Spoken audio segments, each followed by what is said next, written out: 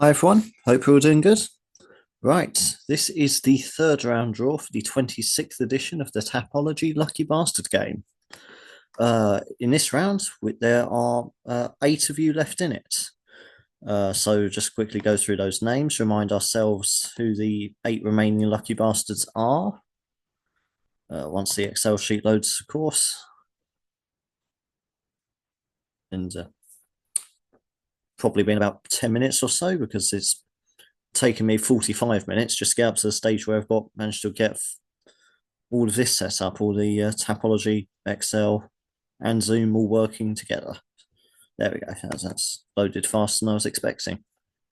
Anyway, they are Boom Shakalaka, Calfoth, Common, Damien Handel 420, Film and MMA, Schwer Industry, the MMA Historian, and XCon Chris. So they are the eight people left in it. And as I say, for this one, we have UFC. Where's the thing? Gone? Where's the share button? Here it is. Right at the top here. There we go. Anyway, UFC 312, rematch between Dricus Duplessis and Sean Strickland. And I think, to be honest, it's thinking about that to the last fight. It was split decision for Dricus Duplessis, but I think he's going to be a little bit more.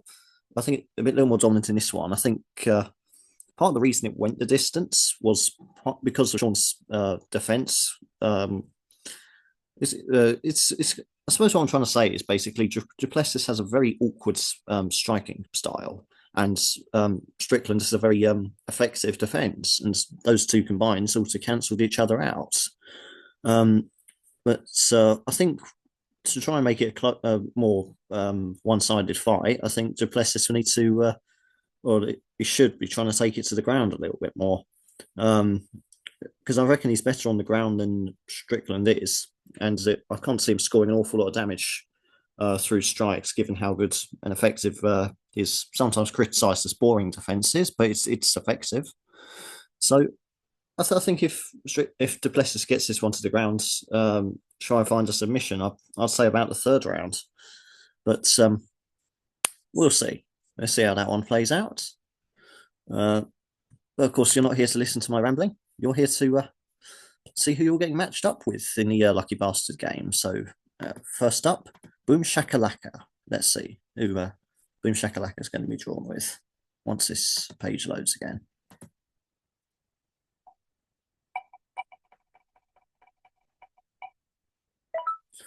And he gets Justin Taffer. Justin Taffer there for Boom Shakalaka. Obviously, third one down, or the tertiary main event, if you like, up against Taliesin Texiera. And on paper, Taliesin Texiera's got the better record, 7-0 versus Taffer's 7-4. But Taffer's got the better resume, in my opinion. He's far more experienced in the UFC. In fact, this is actually Texiera's UFC debut. Mostly just KOs, which on the regional scene, but Taffer's got the wins over Harry Hunsucker, Austin Lane, Parser Porter as well, but and they're not exactly the highest ranked heavyweight guys, but they are still of UFC caliber. And if he can knock those guys out, I don't see Taliesin Texiera being too much of a challenge for him. So I've got him by first round knockout. So I think it's quite a good pick anyway for Boom Shakalaka. This is probably the furthest he's ever got in the Lucky Bastard game. Thinking about it, he normally gets eliminated in the first round, maybe the second if the wheel's feeling kind. But anyway, let's see if he'll carry on to the third round, or fourth round rather. This is the third round now.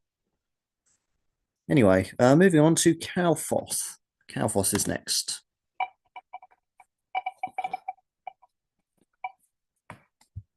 And Will has paired Calfoth with Jonathan Mikalev. Jonathan Mikalev there for Calfoth.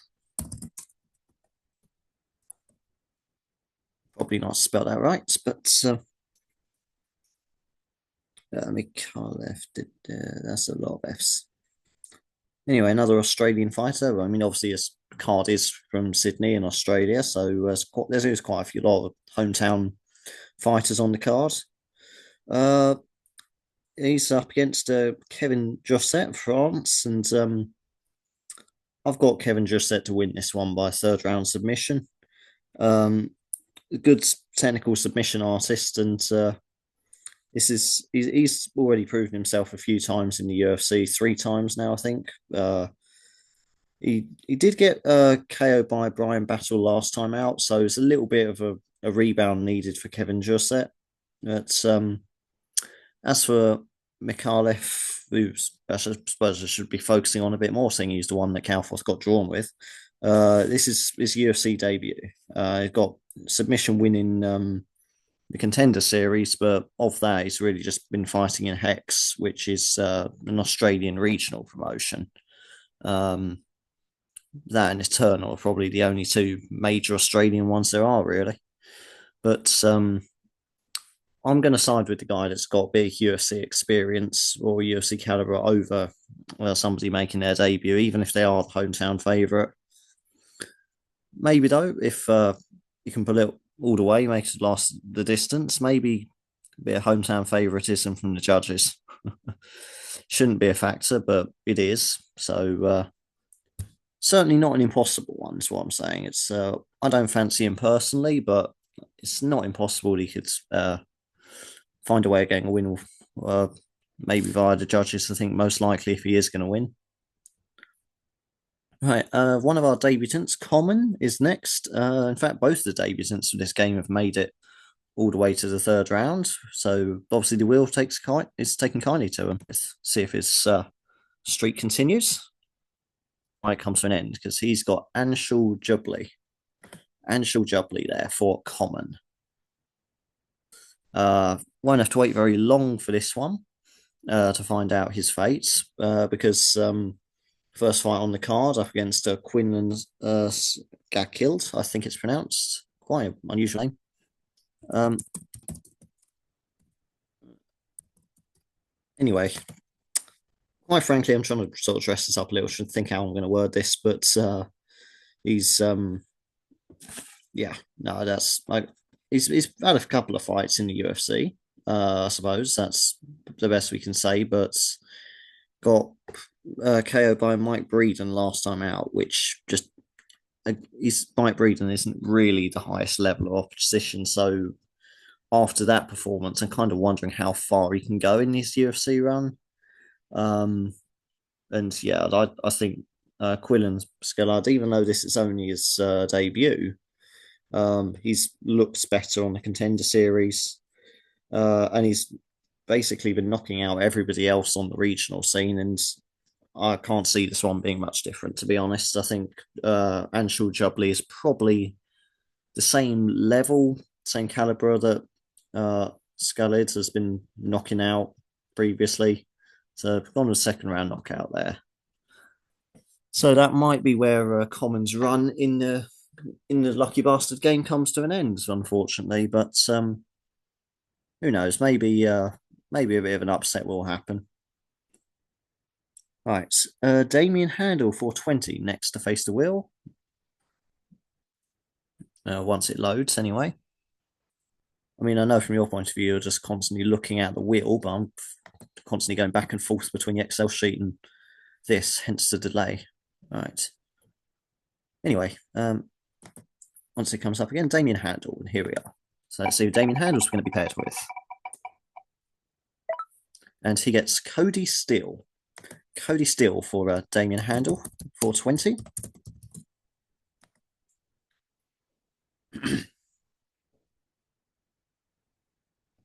All right, so another good pick here because he's one I've got my second round knockout against Rongju. Again, another UFC debutant. There seems to be quite a lot of them. It's for a pay per view. They've put a lot of debutants on this card, so there have been better undercards, if I'm being honest, for pay per view events. Two great title fights, but not the most impressive undercard, if I'm being entirely honest. But anyway, Cody Steele is another one. He's come from Fury FC, which is one of the slightly better American regional promotions. Not quite up there with the likes of LFA uh, uh, and CCFC and what have you, but it's still a respectable one. Uh, and Also came through the contender series like so many new fighters do. And also knocked out Jason Blair in that, if I recall correctly. And uh, he's one I've rated a fair bit on because Jason Blair has been a staple on the on Cage Warriors cards, which I always make sure to check out. And what I've seen of him in there, I've really do like the look of him and thought that he was going to be UFC bound, and I thought he was going to win that contender series fight. So I suppose that once he's got knocked out with body shot, and yeah, I've got to pay attention to this Cody Steele guy, see how he does. As for Ongju, does he have a chance to upset Damien Handel and Cody Steele? He's got far more experience, 25 wins, 6 losses. Um, but the only notable ones of those, when I looked into it, was the UAE Warriors cards and the Road to UFC ones. Um, so I don't really. I've got a lot of questions about Rongju's regional fights, is what I'm saying there. So overall, I reckon Cody Steele is a fairly safe pick there for Damien Handel. I think we can expect to see him in the fourth round. Okay, so move on to our other debutant now, film and MMA. Let's see if the will be slightly kinder to him than he was to Common. We're in Brazil there for film and MMA. And yeah, that's not one I'm overly confident in, if I'm being entirely honest, because I've got her opponent Kong Wang to win. I think, as does everybody else, she's a fairly heavy favourite on the betting. I haven't checked what the odds are exactly, but she's a fairly heavy favourite, from what I remember.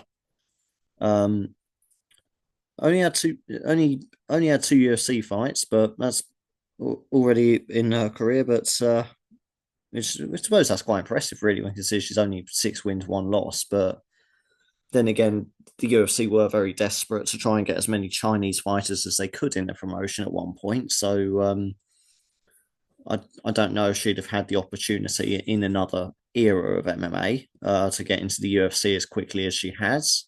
But nonetheless, she's here and, in my opinion, rightfully the favourite against Bruna Brazil, who's still fairly new to the sport herself. 10 wins, 4 losses, 1 draw. Had a couple more fights in the UFC with 2-2 records, but is very inconsistent though. Of her last 5 fights, she goes win, loss, win, loss, win, and it's just a bit. She can't find any kind of momentum, can't find any kind of form. And as for the fight itself, I just think that Kong Wang is a better fighter overall. She lost to Gabriela Fernandez last time out, which obviously a little bit of a blow to her, but that was the first and so far only loss of her career compared to somebody who, like Bruna Brazil, who since getting into the UFC sort of been bouncing around all over the place in terms of her wins and losses. So yeah, I've got Kong Wang for a decision. Truthfully, I think I'm being generous to Bruna Brazil by saying it will go the distance because I can't see any way Bruna Brazil really pulls off any kind of upset. Um, so yeah, that's not a great pick overall, I'm afraid. There are definitely fighters on this card I'd be more confident in than Bruna Brazil. Right, Swear Industry is next to face the wheel. Let's see who gets drawn up against. And he gets Tatiana Suarez. Tatiana Suarez there in the co-main event. And yeah, I still fancy Weili Zhang to win that. Can't lie, it's got her to win by decision. But Suarez still undefeated.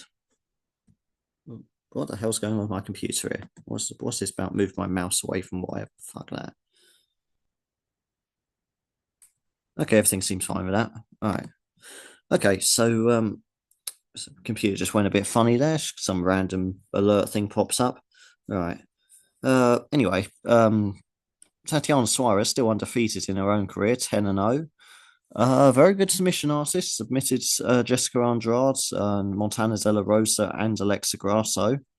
Also KO'd the former strawweight champion, Carla Esparza, by ground and pound. So that's she's more than the title fight at strawweight, in my opinion. Which is probably the most stacked of the women's divisions. So let's be honest, this is definitely in a better state than flyweight and bantamweight. I don't even think featherweight exists anymore for the women. Yeah, she's got a chance, but I do still think Zhang is the slightly heavier favourite, and I think justifiably as well. She's simply got way more experience for a start. 25 wins, 3 losses. Got wins against Jan and Amanda Lemos. Also finished the former champion Carla Esparza. So I suppose kind of in a way. I don't mean I'm kind of shitting on Esparza accidentally here, aren't I? I'm kind of using her as a low and common denominator for comparisons, but I also knocked out former champion before that, Joanna Jacek. Probably not pronounced that one right, but she's got more impressive wins and just far more experience, to be honest. I think that's going to show. So a decision win for Weili Zhang's my pick on that one. And Swear Industry, we just have to hope that maybe Tatiana Suarez is on full form and Weili Zhang has a bit of an off night or something like that. All right, the MMA historian is up next. There's only 2 of you left, actually. There's MMA historian and XCOM Chris. But first up, we're going to find out who the MMA historian's sparring partner for tomorrow night is going to be. Cody Steele as well for the MMA historian. Obviously, Damien Handel 420 also drawn with Cody Steele earlier, so that's 2 riding on him now. And as I've said, I just think he should win this one against Rongju fairly easily, despite the difference in experience. But the way I look at it is like this: if I go back to sort of Jason Blair for a second, I would pick someone like Jason Blair to beat Rongju. To be completely honest, so and the fact that Cody still beat him, maybe I'm overrating Jason Blair a little bit. I don't know, but yeah, no, as I said before previously, I just can't see any real way Rongju gets the win here, unless he shows us something that he hasn't shown us previously. But yeah, it's a good pick anyway. So I'd expect to see the MMA historian through to the next round along with Damien Handel. Right, ex-con Chris, last one to face the ex-con Chris. Enters Sean Strickland. Sean Strickland there for ex-con Chris. And as I explained in the intro, it was a split decision. This is certainly the toughest test Duplessis has faced for a while. As Duplessis has just finished everybody else he's fought. He's submitted Adesanya. He Darren Till as well a few years back when he was still a UFC commodity. Obviously knocked out Whitaker as well and Brunson, but Strickland, because of his very effective defense and keeping the range with his teeps, and he managed to nullify the very unorthodox striking of Duplessis. As for Strickland, does he have a chance? He absolutely has a chance. Although on the scorecards, really, I think if he is going to win, it's going to be a decision for Strickland. That's the only way I can see him getting a win. I can't see Strickland knocking out Duplessis, which I'm sure will happen one day, given Duplessis' style. It very much leaves him open to getting countered. Um, but Strickland just doesn't have that. Well, despite he does have that knockout win over what's this Abus Magomedov, but that was very much the exception to the rule. Otherwise, he just gets decisions all the time against Paulo Costa, Imavov, Adesanya. But it's effective, but it's not a finishing style. It's a fine style. And even then, the judges most of the time is split decisions anyway. So even the judges aren't 100% sure. But if Strickland is hypothetically going to win this, he's going to have to again just make it awkward. Make it awkward to Duplessis. Make him miss a lot of shots, and I think it'd need to be more adventurous. He would need to attack a little bit more, be a little bit more, push the pressure a bit more, I suppose, is what I'm trying to say. Because he didn't really do that much in the last fight. When I was scoring, I thought it was going to be quite a clear decision for Duplessis. So I was surprised when it was a split decision for Duplessis. But so he was the one very much making the fight go forward, pushing the fight along. But I don't know. Maybe we'll be in for another fight like that. But we'll see. Although I do favour Duplessis though, so I think X-Con Chris has definitely got the slightly the slightly less favourable side of that draw, shall we say, for the main event. Okay, so that concludes the third round draw. Once my screen loads, I'll just go through those names one more time. We have Boom Shakalaka with Justin Taffer, Cal Foth with Jonathan Mikhailov, Common with Anshul Jubli, Damien Handel with Cody Steele, Film and MMA with Bruna Brazil, Schwer Industry with Tatiana Suarez, the MMA Historian also with Cody Steele, and X-Con Chris with Sean Strickland. So that concludes the third round draw for the Tapology Lucky Bastard game.